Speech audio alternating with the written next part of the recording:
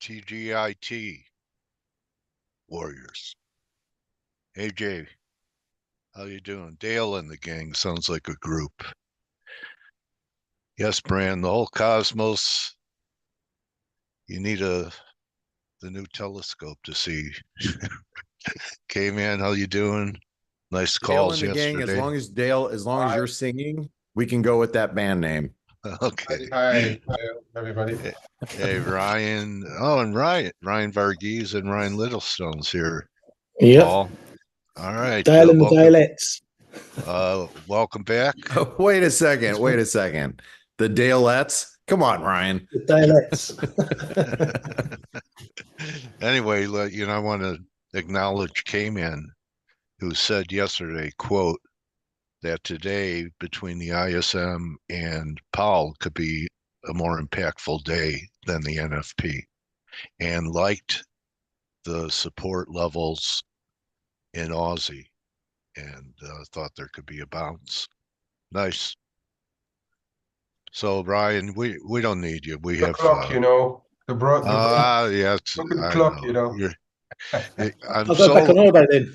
It's with the greatest of pride I'd like to announce how humble I've become.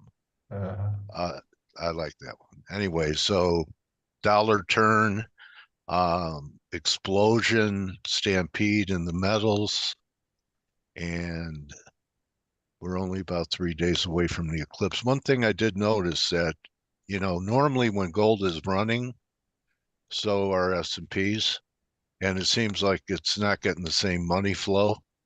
Normally, when you'd have risk on like that, the S&Ps, if they were up 20 handles, didn't give it all back.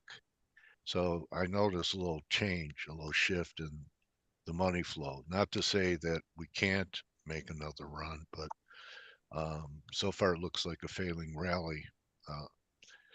This is something I think could make a run at a new high because of this confirmed high, but maybe the S&Ps won't. Let's see. And the Dow, let's see if the Dow has a big distance to cover, but still only 2 drives. Doesn't have to be 3. So I think risk is going to be key, and tomorrow's going to be the day. Yields came off, and Blake brought up that Jack had been talking about the 50% retrace here. So we have a couple drives here, but as long as we're holding the breakout, you got to give the benefit of the doubt to the upside. And this measures 465. I would think that would put a little dent in risk if that happens. So that's it. I don't know what to do. I got out of my long dollar trade against cable. Yeah. Waiting is a strategy in this market until tomorrow. Yeah. Okay. That's because there's so much focus on the employment data right now, and because of what I said, Powell told us to focus on it. So let's focus on it. So tomorrow is going to be another big day. So this probably screwed up a few traders trading a breakdown and then negating it. It stopped me out. Well, didn't stop me out. I got out yesterday on that too, Dale. Yeah, that was one that I was playing to the downside. So is that why your tagline is I hate cable on your account? Yeah. I like that. Fortunately, I don't have an old laptop sitting around here to chuck it, or it would have gone out the window. Yeah. There's an honest man. Anyway, so Ryan, you've been watching things, or what are you thinking? Were you just nice to be distracted from the market sometimes, huh?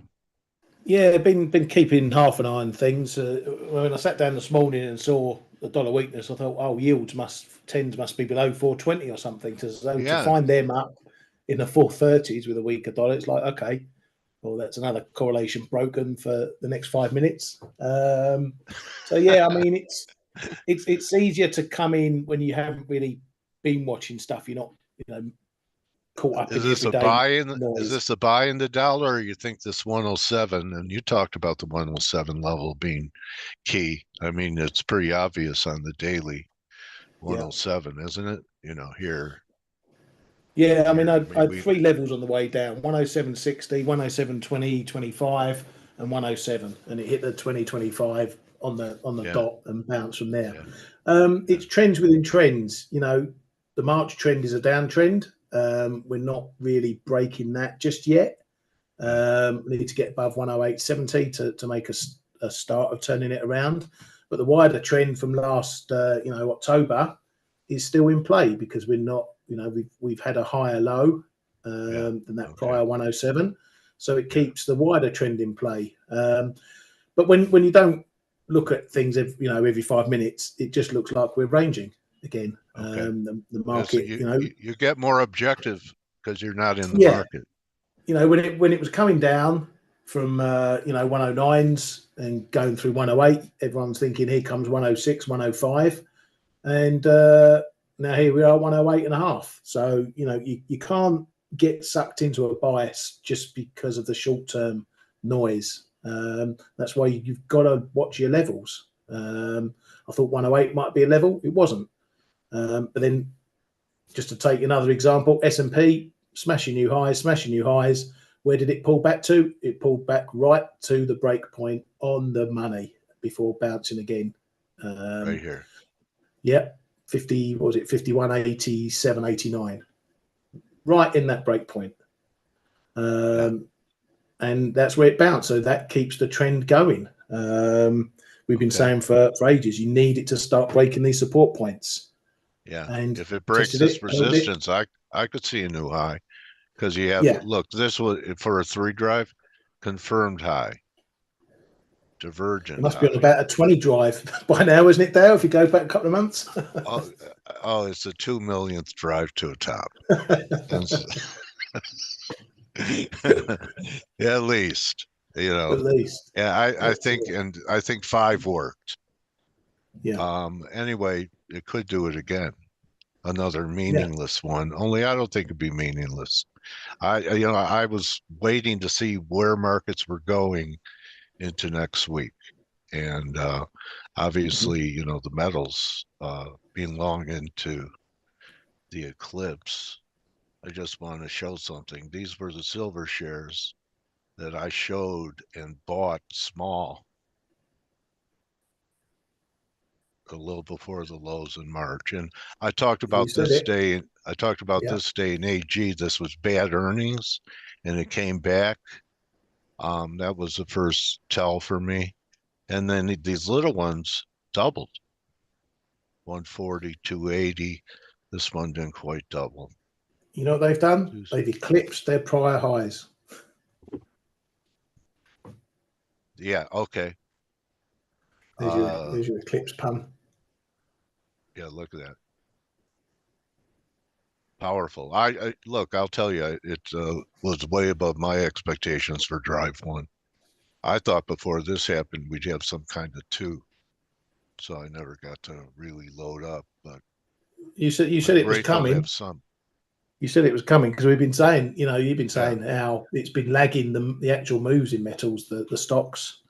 Yeah. Now it seems they can't ignore, all these miners can't ignore these moves in metals now. No, GDX took out its high. So anyway, I certainly can't tell people to buy them here. But it turned out to be one of the markets that people hated. First rally was pretty good, and the people that hated them said, "Well, just like me. Well, I'll wait. I'll buy a pullback, and I'm not going to chase them after this." And sometimes these markets don't give you pullbacks. This was a pullback, pretty shallow. So that's about it. What to do with them right now? I don't know. Why not ring the register on something? If you're, fortunate to have been long for this wave, I think there's a lot left. It's probably embryonic, but no Take some matter what, money. you still have to be tactical. Yeah. Take your money Sometimes and it'll bring a hurt you. trailing stop up. Exactly. Yeah. So anyway, we're getting a little pullback here. Maybe that completed something. The only reason to be worried, gold.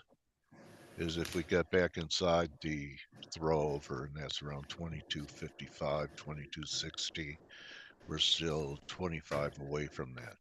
Shorter time frames, you know, I pretty do good want to point out that divergence. the sentiment for both gold and silver are pretty 90. extreme right now. Yeah, They they were are. 80 before yesterday. Yeah, it was 90. I'll double check last night's numbers, but I know silver was 91 because I mentioned it in the trade-off show last night. I Yeah. think silver, you have to buy pullbacks now to 26 because that was the breakout point. Okay. But gold, I believe, was 89. I think it was 89 and 91, if I'm not mistaken. I You have to know go. what was unusual? And the dollar was over 80. When have you seen those three together over 80? Yeah. That's Um, pretty rare. Yeah, I that can't was remember. actually a few days ago when that happened. You were right. Actually, silver was 81, gold was Yeah. 88, and dollar was 81, Yeah, 82. see? So Yeah. yeah, it's right, Dale. And that was one of those weird things that we saw, the dollar rallying and gold and silver were holding up really well. And you're like, wow, that was pretty amazing. But You know who's positioned long dollar and long gold and silver? who's that? Ben Maldonado. Oh, So I asked him, you know, with his scenarios on his epic cycle, you're not bearish a dollar? And he said no. And, you know, his argument a year ago was, you know, kinetic warfare, and it's good to have an ocean between you and where it's happening. He's great. Anyway, well, so yeah, why don't you take the charts, bro? I will. I want to say this just because Dale, you can sympathize with me. And I don't know if you've ever done this before, but well, I I've don't. Well, done let me everything. just explain what I did. All So right. I interviewed Mark Dow. For those of you that don't know who Mark Dow is, he's a guy that I've known for probably about a decade. Him and we both know Kevin Ferry, who used to be on CNBC. So he runs a winery out in Napa now. And so when I go to Napa, I go visit him, and Mark does too. And Mark lives in Laguna Beach, and he runs a ex hedge fund manager, runs a family office, but is a macro guy he's an interesting character on Twitter. He's very how's that, cryptic, should be cryptic. Anyway, he's been very bullish and the markets really all through last year and this year. And I had an interview with him yesterday, and guess what happened, Dale? We were BSing for like probably 10 minutes, and I Internet clicked went down. record. And Yeah. when I clicked record, it actually stopped recording. So it started recording soon as we started the conversation, and so I didn't record our entire interview. So Oh, wow.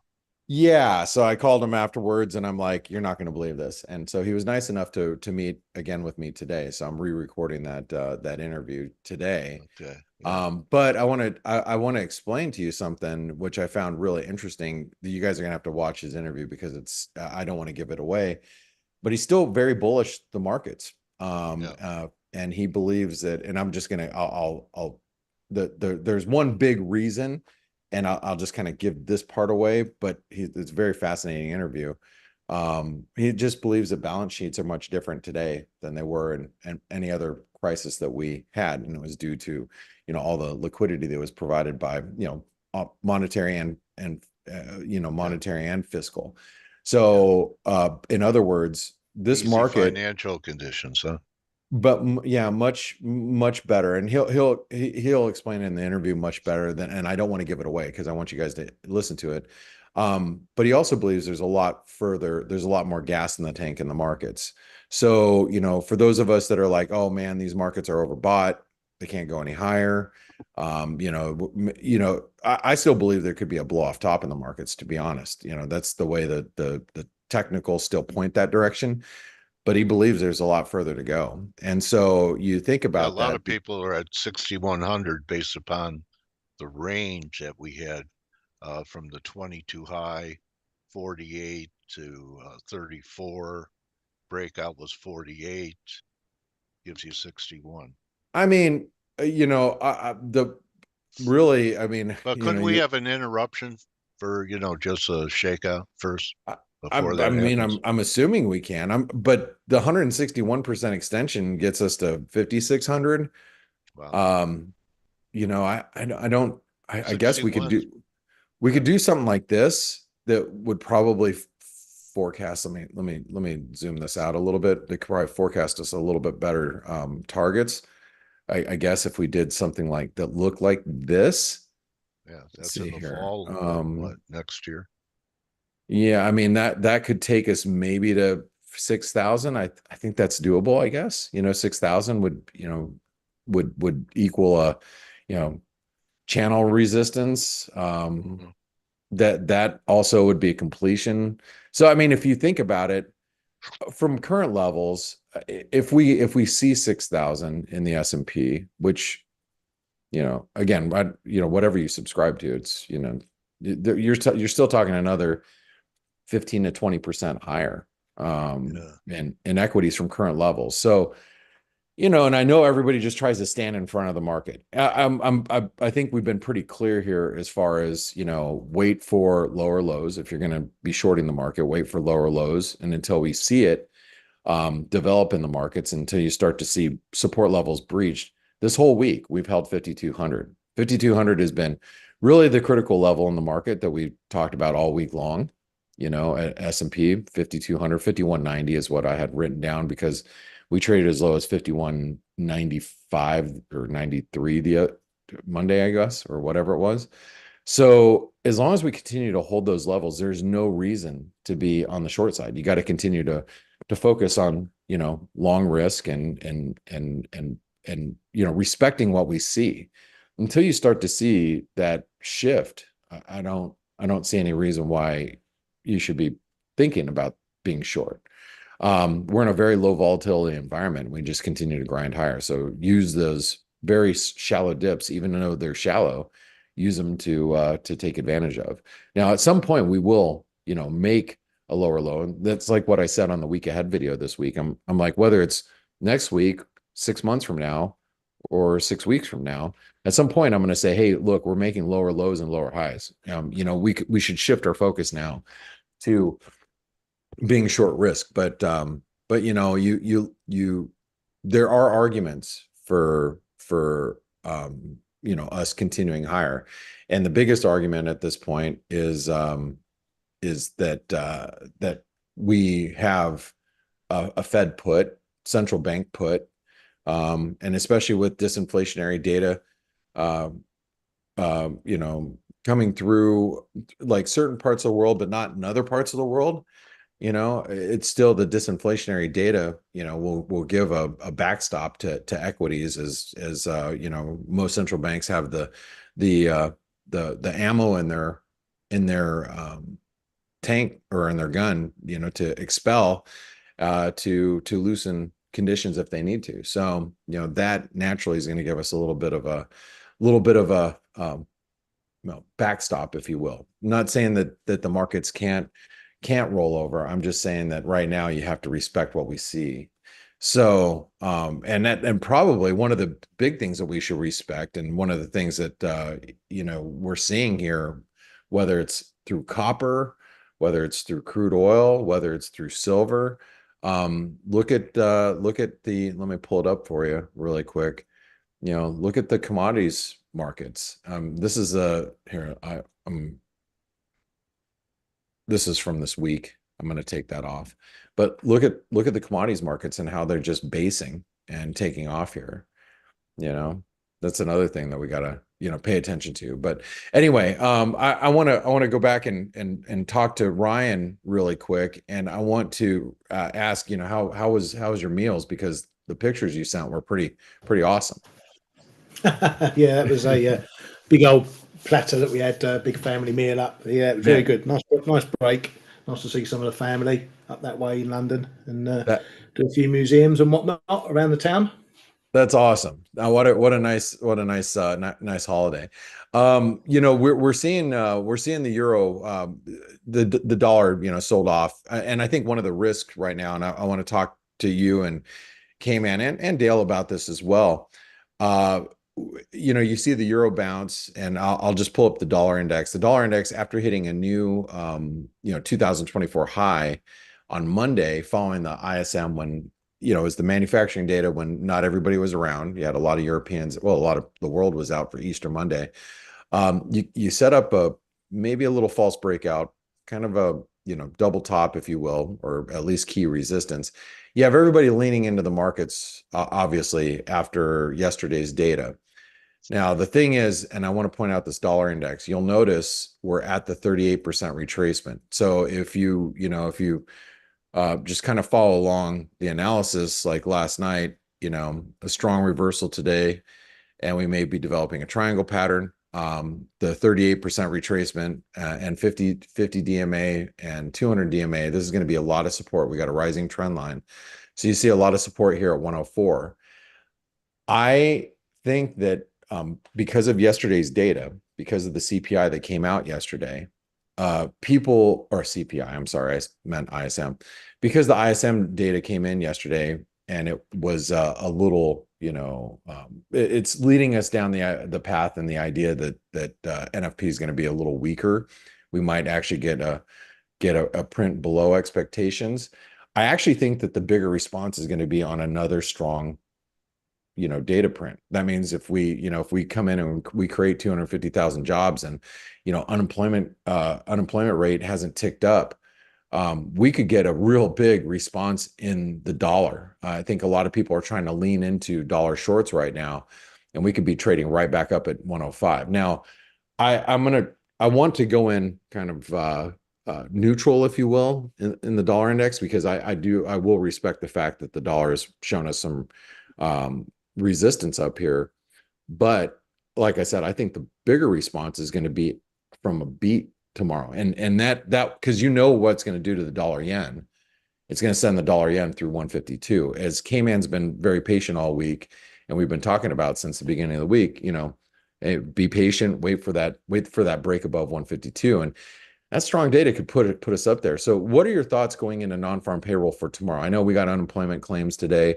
We probably have a lot of Fed speakers. I don't know. I'm still trying to get my crap together here. We have Bark investors speaking, probably a couple other members. But what are your thoughts, Ryan, going into NFP tomorrow?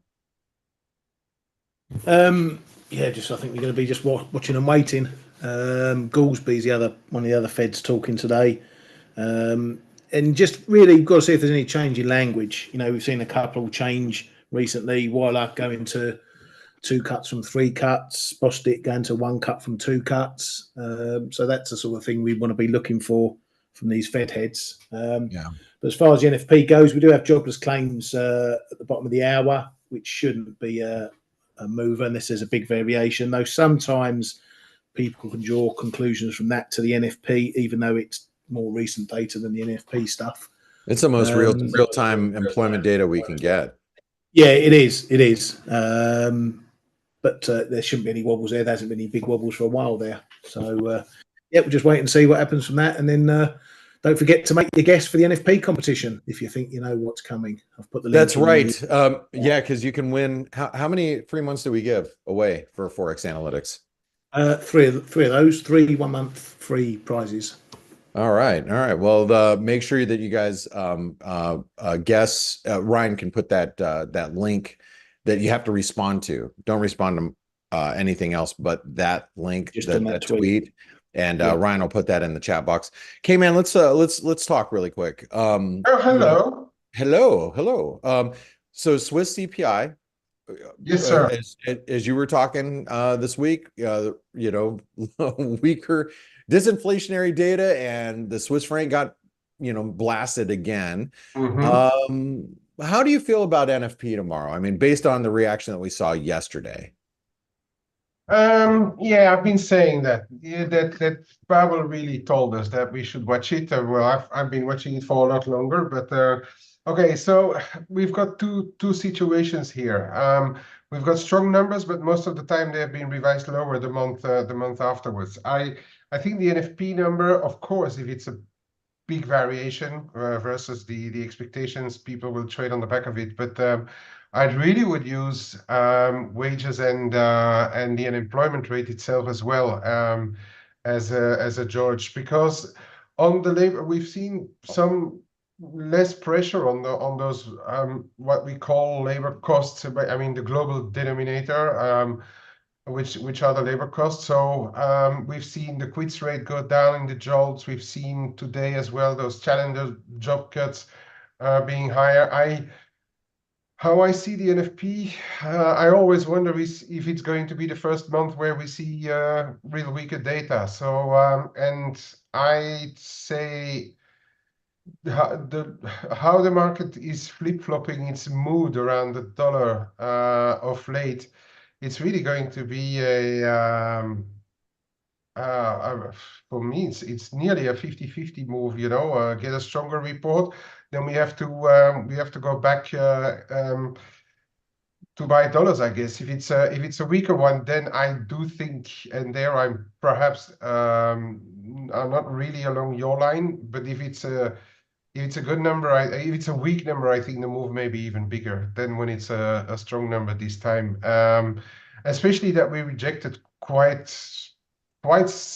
serious levels yesterday. Those low 125s on the cable, the Aussie dollar of 65 and below, 107, those levels in the low 107s on the euro. I find euro, by the way, very resilient. Yeah, I'd I've reduced greatly all my dollar positions. I'm only running my options right now, and I'm really going into the NFP with a flat cash dollar position, I think. For the rest, well, my base position in Swiss is still unchanged. I'm long, short Swiss, and that's it. I live in a very this is some interesting, just because I live in an area and I know a lot of realtors. I know people that sell, focus on condos. I know people that focus on $500,000 homes, and my neighbors and friends of mine, they tend to do the little higher end stuff, and nothing moves in where I live just because rates are so high. And a lot of these lower end, I should say, just ones that focus on some of the cheaper properties, the more affordable properties, they have been searching for work, because they are they haven't had commissions, and many commissions in a while, so there's not a lot of turnover. So you get all these jobs that open up, all these all these job openings that we have, and a lot of them are getting picked up in my area by a lot of realtor people, a lot of the younger realtors that haven't been in the business for a while and it's a really interesting dynamic to watch in real time, with rates so high and, things.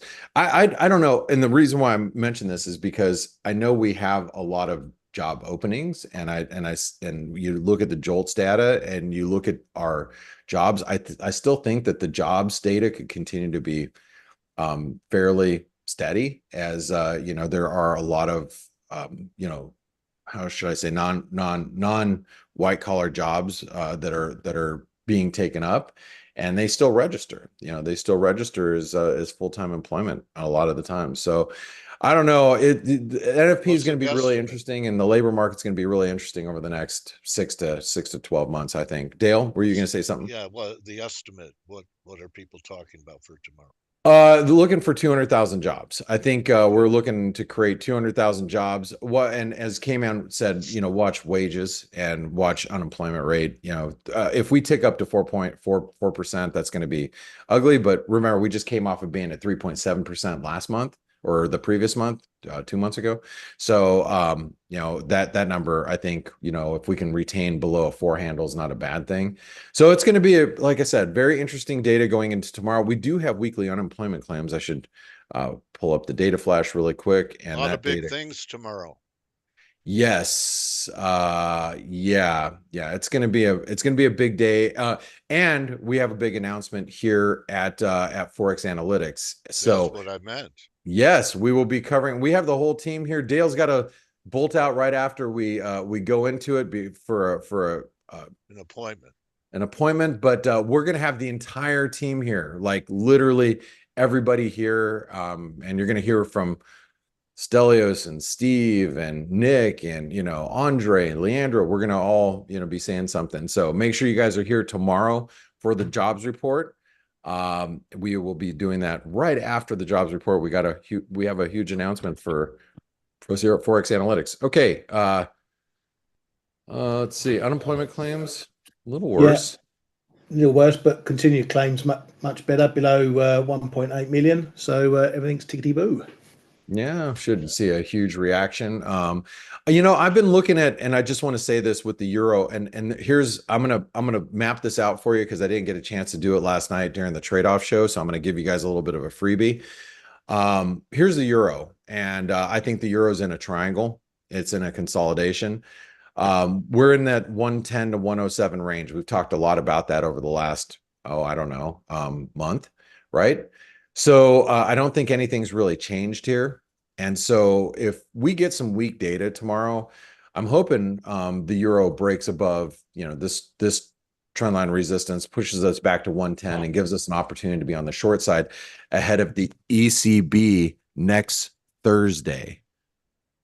I want to be short euros going into next Thursday, but I'm hoping we get a rally, to see 110 because of some weak jobs report tomorrow. I'm hoping we see that. And so that's kind of my plan of action. Like I said, I'm giving you guys a little bit of a freebie.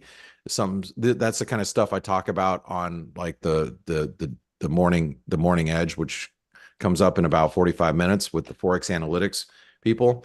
But these are the types of trading plans that I like to map out for our folks. And that's exactly what I'm going to be doing this week. So if we can if we could get a week report, I'm hoping, let the euro get back up to 110. I want to get aggressively short ahead of the ECB next week. So there you go. Very imaginative. I try to use my imagination. If people go, how do you draw your lines? I go with my imagination.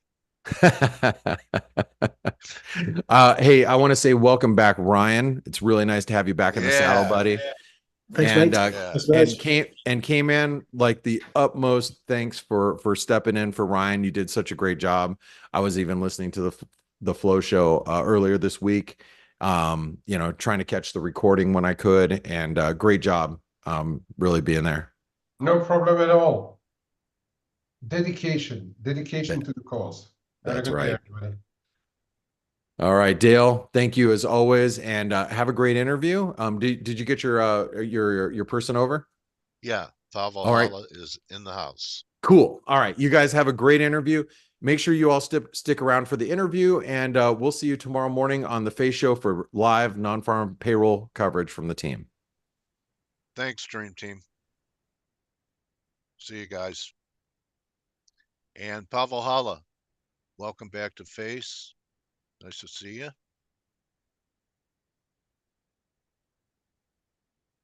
think we might be talking about some soybeans here. Do you hear me now? Got you. Hi, Dale. Okay. How are you, Pavel? Yeah, I'm fine. Still, even though early, still like the beans? Yes, I like beans a lot, or agriculture in general. So just give me a second. I will share the screen. Here we go. Do you see it? Yeah, your watch list. Okay. And trading signals to the right. Yes, cool. Okay, hide video. So I have to confess, I haven't really prepared anything, but I know what I will talk about. So I will just make the chart on the go, and I hope it won't be a problem. So everybody is into energy and metals, and you told me last time that agriculture is really underreported on F.A.C.E. So I decided I will talk about agriculture today, because the metals and everything is rallying, but there are some worrying divergences, like, for example, the weak copper spreads you can see here. So I think in the current stage, from the risk-reward perspective, the agricultural commodities are really the best place to be in the medium term. That does not mean they have to rally tomorrow or next week, but over the coming months, I think there will be a major bottom in agriculture. So I will stay focused on commodities. Here is the Bloomberg Commodity Index. You can see the breakout here. So that's definitely what I want to play out going forward. That's Is the the place. last candle, is this a daily? This is weekly, and if I zoom in, this is daily. So so we're having a good week. A weaker dollar should be beneficial. So even if we're in the bear market rally hasn't completed in the dollar, and there's another burst after a pullback here, that might create a bear market in the dollar could do no harm to agriculture. Exactly, and that's the problem, because I'm not really bearish about the dollar, mainly because of the positioning and the things that we are coming into season when there will be more coupons issued compared to T-bills. So and if you take a look at the positioning in the dollar, here we go. You will see that the dollar is definitely not overbought. Quite the contrary, the positioning is quite bullish. The large speculators are net short, and the net traders indicator is also not overbought. So I you think see more upside in the dollar, and the beans will fight it. Agriculture will fight it just like the metals have. A strong dollar, this recent dollar rally had no impact on silver and gold and copper. Yeah, I mean, there was no impact so far, but that doesn't mean it cannot change. And it is crucial to distinguish between the short-term and medium and long-term timing, because the dollar can definitely roll over at some point and move lower, but I'm not sure it will be in the short term. So I think the dollar will move higher in the coming weeks, and that's the reason why I would avoid metals at this point after the rally, because they might be susceptible to strength in the dollar much more than agriculture. And by the way, it is not just about. It's not just about the copper spreads. There are other indications that the metals are not as strong as it might seem from the price action itself. For example, the gold-silver ratio is kind of stagnating. Oh, and it had a big down week, though. Big down week this week. Yes, sure. But if you go back into the last bull market, the majority of gains really were when the gold-silver ratio started moving, and we are not witnessing it just yet. And personally, I think it all comes down to the industrial demand. And here is another chart, which I think is interesting, which is the ratio between basically the emerging market equities and developed market equities. I will zoom out, and you can see that the chart looks very similar to the Bloomberg Commodity Index. That's not a coincidence. Yeah, it does. And good eye, Pavel.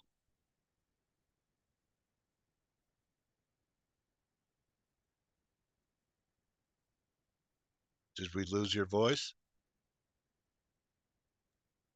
do you hear me?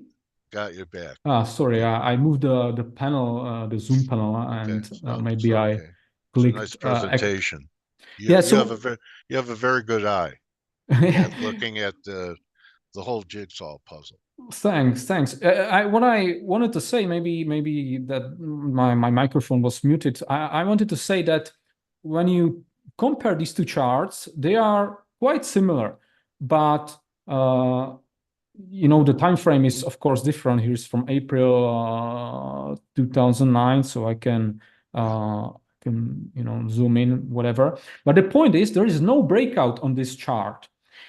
And the reason is the weakness in China. Obviously, the Chinese equities are dragging the emerging market equities lower. And I think the metals will really fly once China stimulates their economy. And so far, their stimulus efforts were kind of lackluster. So that's the reason why I would be careful for now about the metals, because if the dollar continues to move higher, maybe the metals can correct violently. You know, you as you said, you know, correctly, they did not care about the metals, but about the dollar. But it doesn't mean the rising dollar, you know, might not be a problem for them. Especially silver, because you can have bull markets in gold with a you know, bullish move in the dollar. But historically, I was shown this chart by, I can't remember the guy's name who I interviewed, but he showed a chart of the dollar and silver. And the only way it had a real bull market in the past, maybe it's different this time, was with a bear market in the dollar. And that was silver. Gold could go its own way, but silver normally needs a bear market in the dollar. Yeah, I totally agree. You know, gold, because gold is not a commodity, you know, it's more like a monetary metal. Yeah. But silver is mixed. Yes, there is some monetary aspect to silver, but that's kind of a relic from the past when silver was used as a monetary metal. It is no longer, you know, no central bank buys silver today. It is mostly an industrial metal. And here is the same chart, you know, here's the comparison between the dollar index and gold. These are negatively correlated, obviously, but there are periods when the dollar was kind of not exactly skyrocketing, but drifting higher or moving higher, and gold was strong too. But when I close the gold chart and show you just the silver, there is really no such period. You know, they were negatively correlated nearly all the time. So this is definitely true that you need a weaker dollar, and I would even say the real, you know, rally would start once the emerging market equities start moving on, once China starts to stimulate their economy. They're threatening.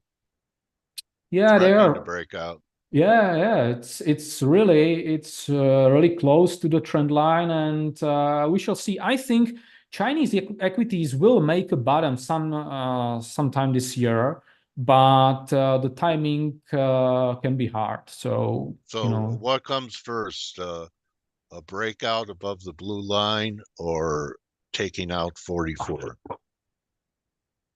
Or maybe nothing. Maybe it just keeps moving, compressing between those two areas. Exactly. Who knows? You know, when I zoom in, this is a daily chart. It's a ratio, so you can see that it's easily possible that we get a lower low, especially if the dollar continues to move up, which I think it will in the short term. So there can be more downside in the ratio in the emerging market equities, and this is especially true if we get a sell-off in equities generally, you know, not just in emerging markets, but even in the US, then I think the emerging markets would be much more affected than the United States. But the point is, I wanted to talk. I wanted to talk about beans, entirely different things, the agriculture. You know. I led you down the yellow brick road. Yeah, no problem. Like I said, I haven't really prepared anything. So well, you know what? Good spontaneous rap. Very good. Yeah, that's also kept my attention. Thanks. So what I wanted to, or my argument is that the path forward for metals can be difficult in the near term. I mean, not in medium or long term, but in the near term, the path forward can be difficult. And that's the reason why I would take a look at agriculture. And today I will not talk about grains, although I like grains.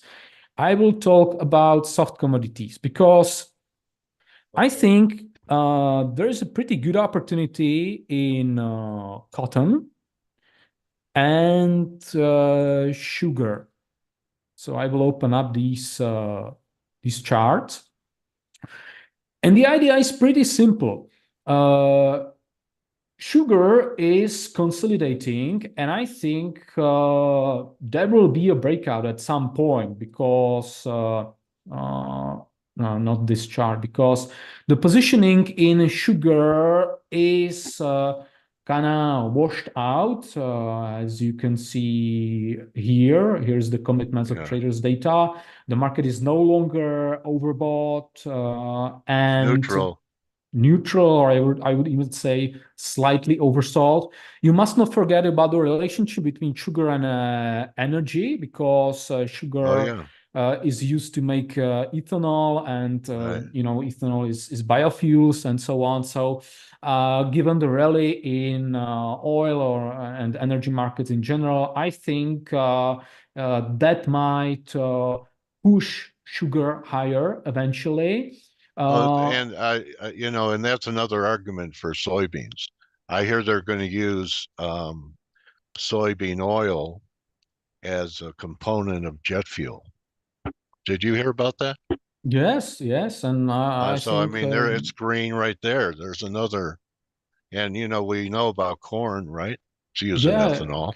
I'm also bullish about soybean oil because I guess it's mainly used for biodiesel. Corn is mainly used to make ethanol.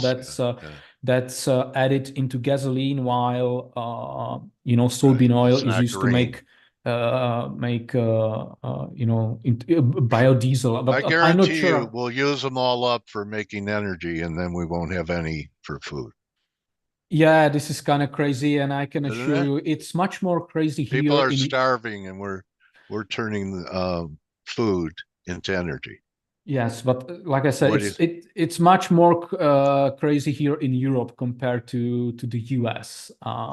You know, really? Still in the US, you have somewhat independent states that can make their own rules.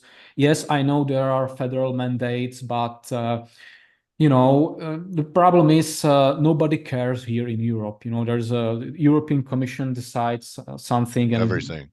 People just don't care. You know, normally people don't care about European politics, but these measures, you know, signed by the European Commission, are implemented in practice in daily life, like in the biofuel industry. So, for example, there is a heavy use of rapeseed here in Europe, and it's totally crazy. But back back to the markets. Sugar. So here is sugar, and what I wanted to say is that there might be an interesting pair trade, because while sugar, soybean oil, or grains in general are looking strong, there is one soft commodity that's particularly weak, and we had a high confidence in shorts in cotton many weeks ago. And we also had signaled in our app. These are signals generated by a complex machine learning model. So these are not human, you know, generated signals. They are unbiased. And there is a bear spread in cotton. I think it's maybe even a better way than the underlying itself. There was a valid signal at the end of February. We alerted our users about this opportunity, and that we told them that we had a high confidence in it, and it's been really moving nicely. But I think it's not just about spreads, but cotton in general, which is looking weak. Here is the positioning data in cotton, and you can see that unlike sugar or grains. This market is incredibly overbought, especially when you look at the net traders indicator. So I think there will be more downside in cotton, not this chart, this one. And here is the price of cotton compared to the spreads, the bull spreads.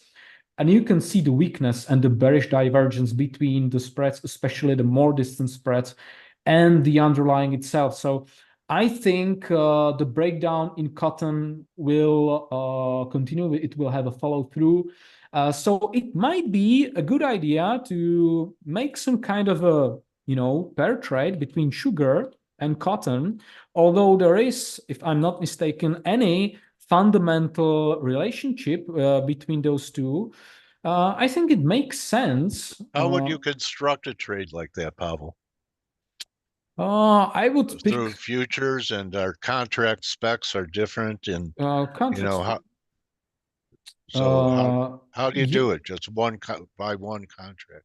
Yeah, I would go with, for example, with the October expiration. The point value in sugar is 11.20, if I'm not mistaken, minus point value in cotton. I forgot about this point value in cotton, but we can get a help from the P&L calculator here. Yes, so point value in cotton is $500. So I will multiply it by 500, and here we go. So the ratio. This is the equity spread, which means the y-axis corresponds to the change in dollars if you open such a position, if you buy one sugar contract and sell one cotton contract, October contracts.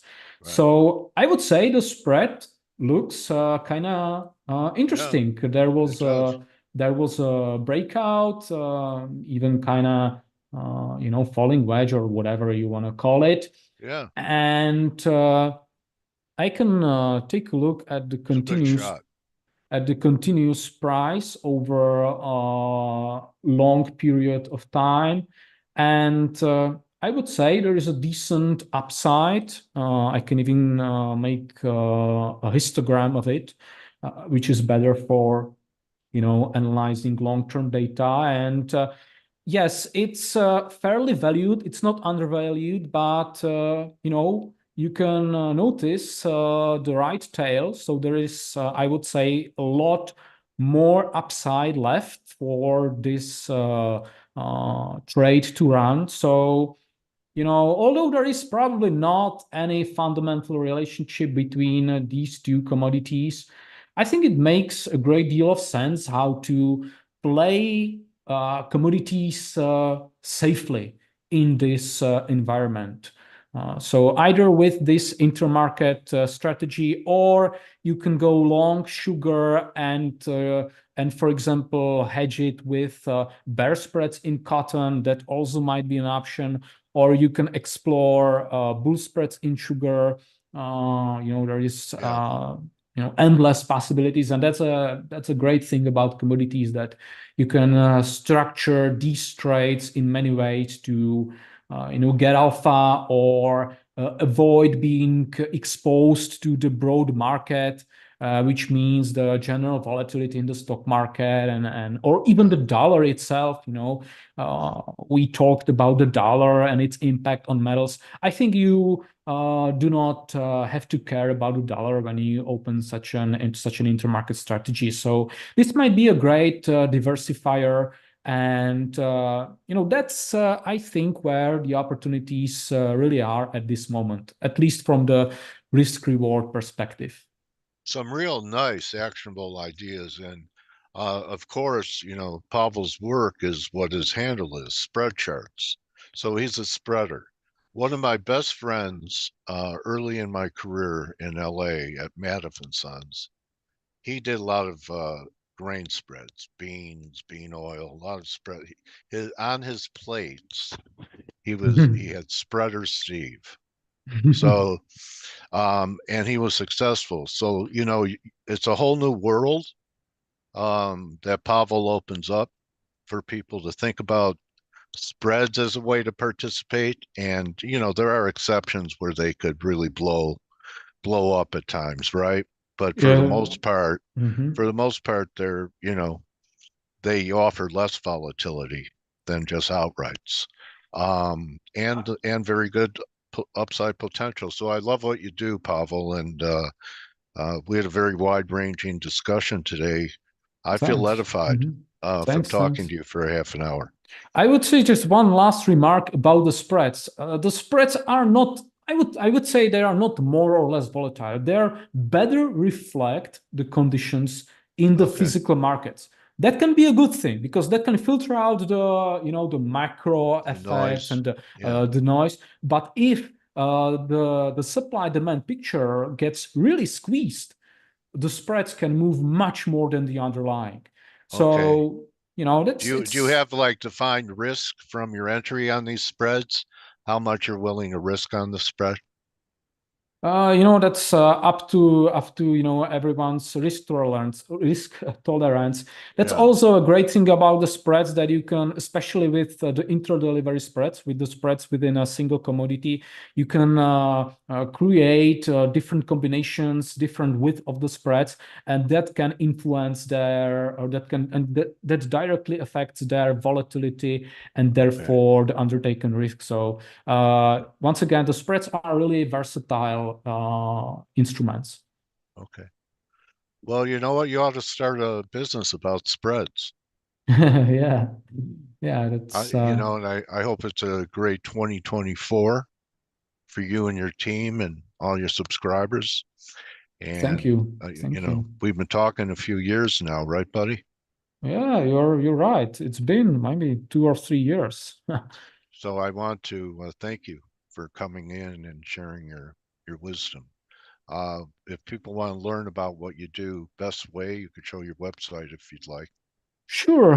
You can just go to spreadcharts.com and learn more about our software, our analytics, the trading signal, and all the data we use.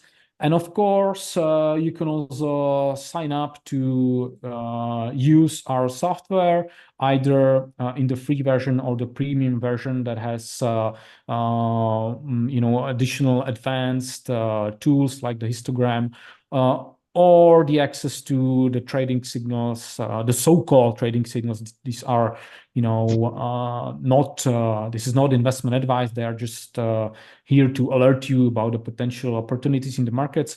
And Good segue. our research videos where we, you know, take a close look at the markets. So go to spreadcharts.com and you can explore our data and our software. You like the miners and the show they put on, or do you think they're dangerous up here too?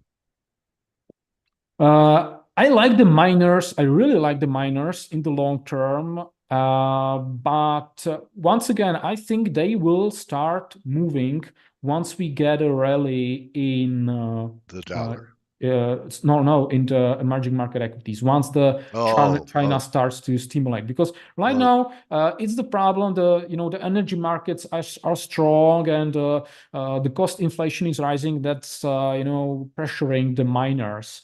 So well, if you look at the charts, I mean, some of them have doubled in a month. yes. I mean, But that's you would wait for pullbacks, right? uh, definitely.